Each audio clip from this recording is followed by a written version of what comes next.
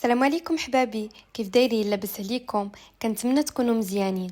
اليوم جيت نهضر على وئام ولا الملقبه بالهنديه، ويلا نبداو بلا ما نطول عليكم الهضره. وئام في عمرها 21 عام، الطفوله ديالها عاديه بحال كاع البنات. ما كملتش قرايتها، خرجت من القرايه على 15 عام وخرجت خدمت في الميناج مع باباها في المشروع ديالو. ومن بعد دارت سمول بيزنس ديالها كتبيع الحوايج، وقالت بلي كانت كتربح 2 المليون في النهار. ومن بعد دارت التريدين ولكن سالات منه، وتما بدات في السوشيال ميديا وهي عندها 18 عام كدير محتوى ديال القصص. والناس عجبتهم وئام بالعفويه ديالها ولاو عندها معجبين. ولكن داكشي اللي كانت كتعاود عليه تيك توك ما كيقبلوش، وحيدوا ليها الكونت ديالها وحلات كونت جديد ولكن بمحتوى جديد كدير فيه اغاني وروتين اليومي ديالها. غير هو داك الروتين اليومي نقي ماشي الاخرين. ما علينا.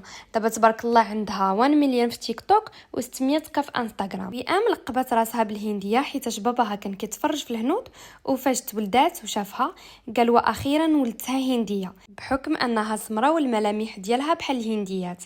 وحتى فاش لقبت راسها هذا اللقب الناس فعلا اكدوا ليها باللي بصح كتشبه الهنديات. وئام في واحد الفتره من حياتها كانت تعرفت على واحد الشخص بلا ما نذكروا الاسم ديالو، كانوا تخطبوا، كانت كتوري الهدايا اللي كيجيب ليها، وكانوا حتى في الاخير كيطلعوا لايفات والناس كانوا كيعجبوهم بجوج بيهم، ولكن ما تفاهموش وتفارقوا. من بعد كملت وئام في المسيره ديالها وما حبساتش.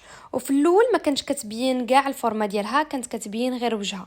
وحتى انها واحد النهار في واحد الفيديو كانت قالت ما عمركم ما غادي تشوفوني واقفه مبينه لا طاي ديالي. لكن هذا الاخير ولات كدير فيديوهات وهي واقفه، وحتى انها كتصور وكتنشر هذا الشيء للمتابعين ديالها. وهنايا الناس بداو كيقولوا باللي حتى دارت عمليه نحت الجسم عاد بانت، بحكم انها كانت دارت عمليه ديال النيف والفيلر في تركيا. وربطوا الاحداث، لكن في واحد الخروج صحفي ديالها صرحت باللي هي ما عمرها ما قاست الجسم ديالها، وحتى لاصال ما عمرها ما دخلت ليه. وئام ما عندهاش صحابات بزاف، وحتى في الكاركتير ديالها هادئه، كتشوفها ماشي من داك النوع ديال البنات اللي خاصهم يخرجوا ويتصوروا بزاف، لا، كتلقاوها مره عاد كدير دي ستوري ولا مره عاد كدير فيديوهات، حيتاش كتقول ليك ما كايناش الثقه. وفي واحد الوقيته كانت دخلت لواحد لاغام وتعرفت على بزاف ديال البنات، كانوا كيخرجوا مع بعضياتهم. وواحد النهار كانوا جالسين، وحده صورتها وهي لابسه غير كسوه وزعما غير بنات بيناتهم. وفي واحد البرنامج قالت لك باللي كتعرف لي تيك توكر كل وحده شنو كتسوى. من تما ما بقيناش كنشوفوا الهنديه مع صحاباتها ولا كتصور مع شي بنات واحد اخرين. واحد الايامات كانت شافت واحد الفكره داروها برا، شافتها وعجباتها وبغات ديرها هي وخوها. يصيفطوا ليها الناس 50 درهم وغادي دير السحب وغادي تربح واحد منهم طوموبيل. ومن بعد انولات هذا الشيء حتى الناس صيفطوا ليها الفلوس.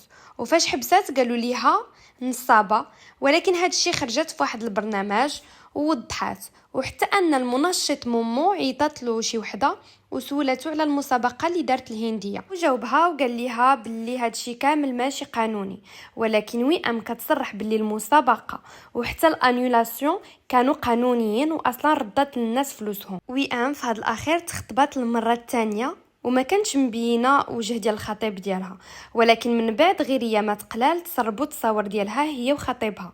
ولكن في هذا الاخير بداو كيبانوا بجوج وجاو مع بعضياتهم. الله يخليهم لبعضياتهم ويكمل عليهم بخير. هنايا غادي نكونوا سالينا الفيديو ديالنا ديال اليوم. ما تنساوش تخليو لي الراي ديالكم على وئام في لي كومونتير، وبسلام عليكم.